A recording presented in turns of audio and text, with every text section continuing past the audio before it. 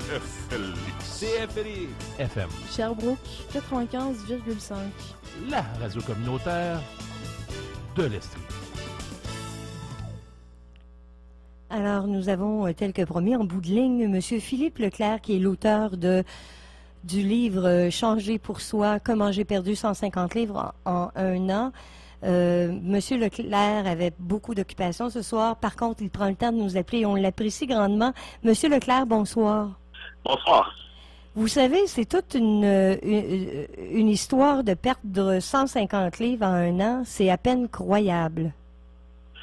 Souvent, les gens, lorsqu'ils vont regarder la page couverture du livre, la page couverture arrière, et qu'on voit les photos du avant et après, j'ai encore des gens qui qui croient pas que c'est vrai, que les photos ont été arrangées. C'est plutôt rare de voir quelqu'un qui va perdre autant de poids en un si court laps de temps, effectivement. Et écoutez, je vais dire ce que mes collègues ont dit. Vous êtes très beau. Ben, merci beaucoup. Je le prends comme un immense compliment parce que je vous avoue que dans le livre, je le raconte, moi, c'était jamais arrivé avant l'âge de 33 ans que des gens me disent que j'étais beau, particulièrement des femmes. Alors, je prends toutes ces opportunités-là maintenant. Merci beaucoup. Bien, écoutez, ça va tellement vous arriver souvent à partir de maintenant que vous allez en être dégoûté. Ça m'étonnerait, je pense qu'on s'habitue assez rapidement. Ah, bon. Écoutez, je pense que ce livre-là, c'est un livre qui traite beaucoup plus que de la perte de poids. Ça traite de l'estime de soi, ça traite de la façon dont on doit voir les choses, je crois, pour pouvoir en arriver à des résultats comme ça. Et j'aimerais savoir, qu'est-ce qui a fait le déclic dans votre tête où vous avez, dans un premier temps, décidé de perdre ce poids-là et dans un deuxième temps, de consigner ça dans un livre? Moi, j'étais quelqu'un qui, à l'âge de 33 ans, avait accumulé un immense surplus de poids, plus de 400 livres. Puis, il m'est arrivé une série d'épreuves durant un été. J'ai subi en l'espace d'un mois un deuil, la maladie d'un proche et d'un point de vue personnel, une rupture amoureuse, ce qui m'ont ramené vraiment à moi. Je me suis rendu compte que la maladie puis la mort, c'était quelque chose que j'étais sur le point de côtoyer si je faisais pas attention, et que mon rêve d'un grand amour puis de fonder une famille allait pas pouvoir être possible dans l'état de mon corps. Alors ça m'a ramené vraiment à la source de la personne que j'étais. Puis j'ai décidé de faire le changement à partir de ce moment-là, avec comme unique base ma motivation, puis le fait de croire en moi, puis d'être capable de réussir. Mais où est-ce qu'on va la chercher, M. Leclerc, cette motivation-là, et comment je vous dirais ça, ce willpower, cette espèce de détermination à dire, OK, j'en ai assez, il faut que ça change dans ma vie, que je vois les choses d'un nouvel œil. Comment on fait pour la trouver, cette motivation-là? Parce que c'est pas facile. Non, moi, je crois par contre que tout le monde a cette motivation-là en soi. Elle est dure à aller chercher. Il faut, je pense, moi, j'ai toujours dit que j'avais eu, pendant toutes ces années-là, toutes les bonnes raisons de perdre du poids. J'ai attendu d'avoir de mauvaises raisons pour le faire. J'aurais pu le faire 10 ans avant pour des raisons personnelles, des raisons de santé. Là, j'étais face à des épreuves et c'est ça qui m'a permis de le faire. Je pense qu'il faut avoir un objectif, il faut avoir un but et qu'à partir du moment où on dit que l'échec n'est pas envisageable, ben on va prendre tous les moyens nécessaires pour le faire. Il faut croire en soi, il faut voir chaque petit progrès comme ce qu'il est, et tous les efforts qu'on fait additionnés font une réussite en bout de ligne. C'est vraiment croire en soi, puis son plein potentiel, l'offrir à chaque jour. Et quand ça devient une priorité, que ce soit une perte de poids, que ce soit n'importe quel objectif qu'on peut avoir dans notre vie, ça peut être applicable à quelqu'un qui veut arrêter de fumer, quelqu'un qui veut surmonter des détresse psychologique, ça peut être toutes les situations, même les plus négatives, peuvent être tournées en situations positives. Et qu'est-ce qui vous a fait décider de consigner ça dans un livre? Ben, je me suis rendu compte à travers mon partage d'expérience, parce que étant enseignant, j'ai eu l'opportunité d'avoir une entrevue dans le journal de mon école, puis d'atteindre une certaine masse critique de gens. Puis tous les gens que je rencontrais me disaient à quel point j'avais l'air bien, que j'avais l'air en santé, puis à quel point c'était inspirant pour eux. J'ai vu à quel point ça avait transformé mon environnement, que ce soit mes parents, mes amis. Ils ont pris un tournant santé, commencé à faire de l'exercice, mieux manger. Puis pour moi, ça me rendait très fier, au même titre que ma propre réussite. Donc je me suis dit, je vais m'attabler, puis je vais essayer d'écrire un livre. Puis je me suis dit, que le livre soit publié ou pas, pour moi, ça va être une thérapie personnelle. Il y a des choses que je dois sortir de mon organisme. Puis c'était le fruit d'une réflexion de 10 mois au moment où je me suis installé pour écrire. Et finalement, l'écriture s'est très bien fait. J'ai écrit le livre en 2 mois parce que j'écrivais sur moi. C'était le sujet que je connaissais le mieux, je crois. Je n'avais pas à faire de recherche. Ma recherche au niveau plus nutritionnel, sportive avait été faite. Puis j'avais pas à faire de fiction non plus. Alors, ça a vraiment très bien coulé. Puis j'ai réussi, avec les mêmes efforts que j'ai mis à l'entraînement, puis à mieux me nourrir, à trouver un éditeur. Ça a pris quelques mois, puis à finalement le faire éditer. En tant qu'enseignant, M. Leclerc, est-ce que vous pensez que l'expérience que vous avez vécue, je ne sais pas si vous enseignez à des adolescents ou vous enseignez oui, adolescents. Secondaire. Est-ce que vous pensez que l'expérience que vous avez vécue, votre expérience personnelle, vous sert à tous les jours dans l'écoute ou dans la façon de conseiller les adolescents? Parce qu'on sait qu'ils sont souvent un petit peu perturbés par différentes choses. Oui, ben les adolescents sont en quelque sorte le public cible de ce livre-là, mais moi, j'ai la chance, via mon travail, de travailler avec des jeunes et de pouvoir partager mon expérience. Moi, ma classe est une démocratie, j'enseigne l'histoire et je le fais de la même façon que les historiens le feraient. La discussion est très ouverte et ça me dérange absolument pas de m'ouvrir au même titre que je l'ai fait dans mon livre. Je pense que les élèves ont besoin de modèles positifs dans leur vie, surtout avec la quantité d'informations positives et négatives avec lesquelles ils sont bombardés. Puis je me fais un devoir d'être un modèle masculin important parce que ça aussi, souvent les modèles masculins dans notre société sont pas toujours positifs.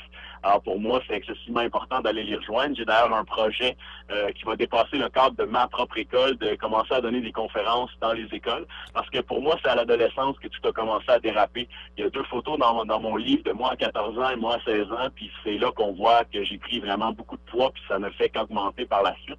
Alors je pense que c'est un public qu'on doit aller chercher, c'est l'avenir de notre société. Puis quand Pauline Marois et le ministre Hébert disaient qu'on veut faire du Québec la nation la plus en forme, comme Pierre Lavoie adhère aussi à cette doctrine-là, ben moi, je suis partant aussi pour essayer de donner un coup de main là-dedans. Quand on décide, le matin où on décide de perdre du poids, est-ce qu'il faut se fixer des objectifs journaliers ou si c'est plutôt quelque chose qu'on voit sur une base, je ne sais pas, hebdomadaire?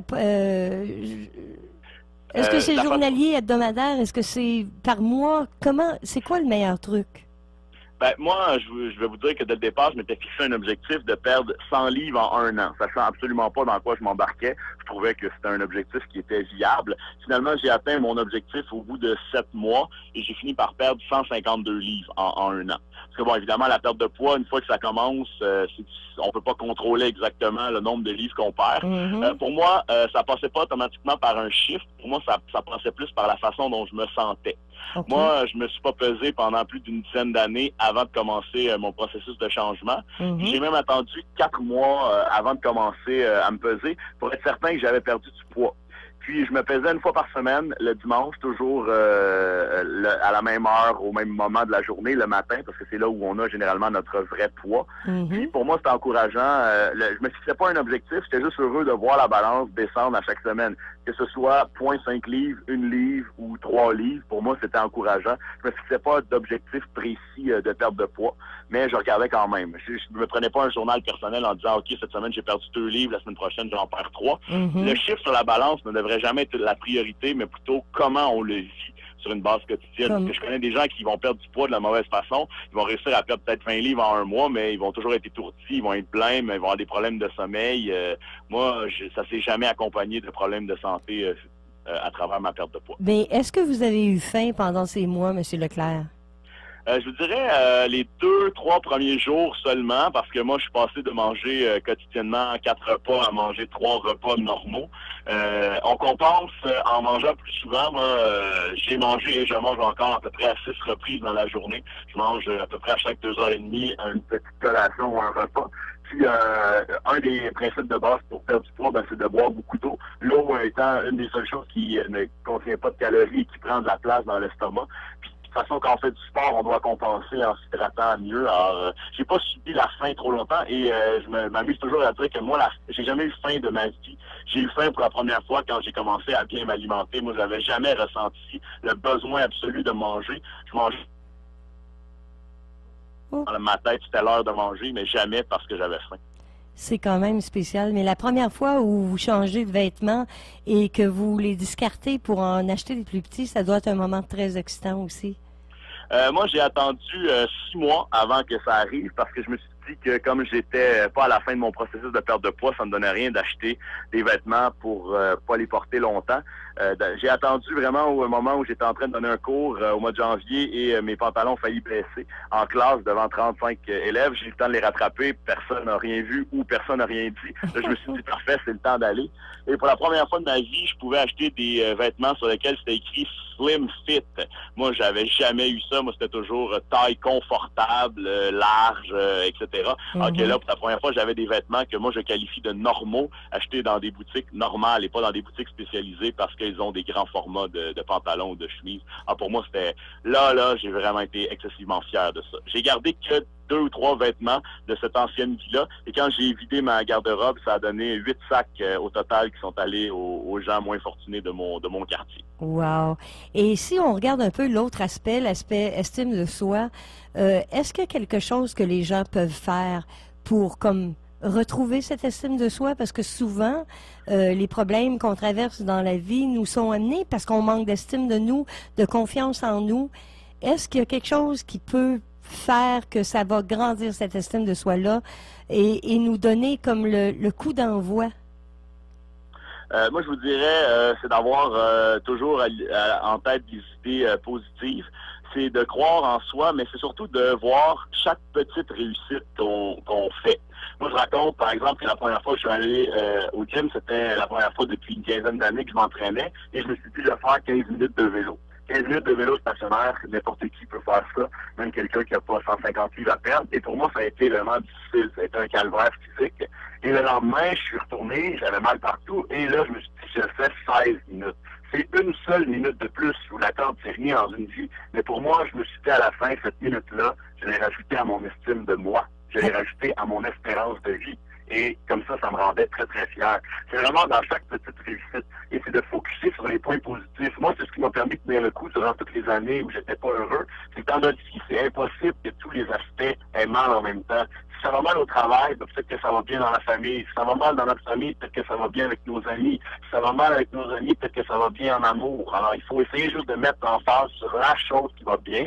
Et après ça, ben, il y en aura une deuxième, puis une troisième, parce que la vie, ça bouge. C'est la beauté de la vie, c'est que c'est pas statique. C'est toujours en continuelle évolution. Puis faut en voir les beaux côtés. Moi, j'ai choisi de focuser comme Voltaire. J'ai choisi d'être heureux, c'est meilleur pour la santé.